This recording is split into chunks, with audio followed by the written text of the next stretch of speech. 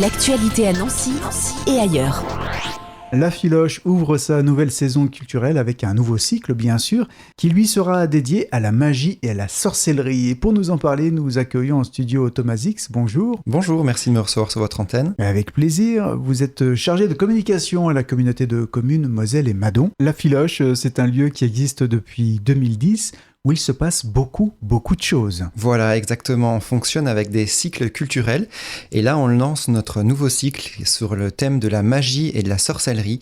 C'est une thématique qui nous tenait à cœur. Toute l'équipe avait très envie de travailler sur cette thématique. Donc voilà, enfin, pendant 4 mois, c'est la magie, la sorcellerie va nous envoûter, va nous accompagner.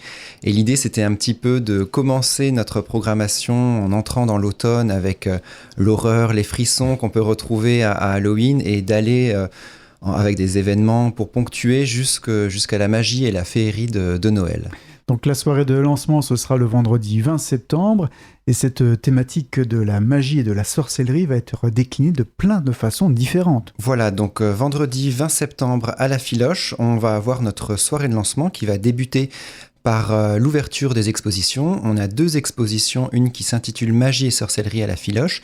L'idée, c'était de faire une exposition collective où on va recréer un petit peu l'univers, un cabinet de curiosité ou la maison d'un magicien. Après, libre à vous de vous imaginer où vous êtes. On va retrouver plein de petits de grimoires, des animaux, enfin une petite ambiance un petit peu effrayante, mais quand même avec beaucoup de curiosité. Et la deuxième exposition, c'est une exposition d'illustration jeunesse sur la sorcière Cornebidouille.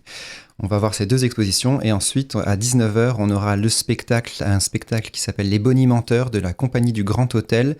Ça sera un spectacle de magie et de jonglerie. Il faut réserver quand même pour cette soirée-là ? Exactement, il faut réserver en ligne.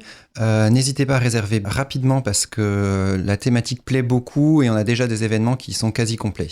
Voilà, on ne l'a pas dit, mais la Filoche, c'est rue René Cassin à Chaligny, bien sûr. Il va y avoir près de 50 rendez-vous pour tous les âges sur cette période. C'est ça, c'est énorme. Voilà, alors cette thématique, comme je vous le disais, l'équipe avait eu beaucoup d'inspiration. Donc on a prévu énormément d'animations. Et il y a des animations vraiment pour tous les âges. On peut avoir, par exemple, des contes à frissonner. Ouais. C'est des histoires qui font peur le mercredi 30 octobre pour Halloween, qui sont déconseillées aux enfants de moins de 6 ans parce que vraiment, on va avoir un univers, une atmosphère et les histoires en elles-mêmes, ça peut faire peur. Donc, n'hésitez pas à bien regarder dans notre programmation les conseils et les limites d'âge parce que voilà, la thématique, on est rentré à fond dedans vraiment pour rentrer sur tout ce qui est même parfois horreur. Bon, là, vraiment sur un public adulte.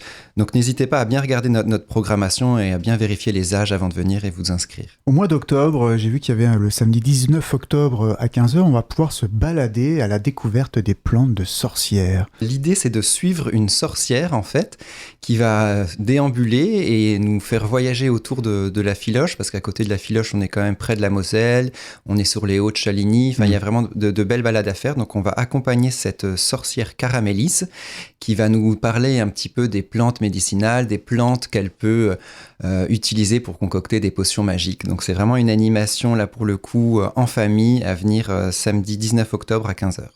Donc il y a plein d'autres spectacles, on va pas pouvoir tous les détailler.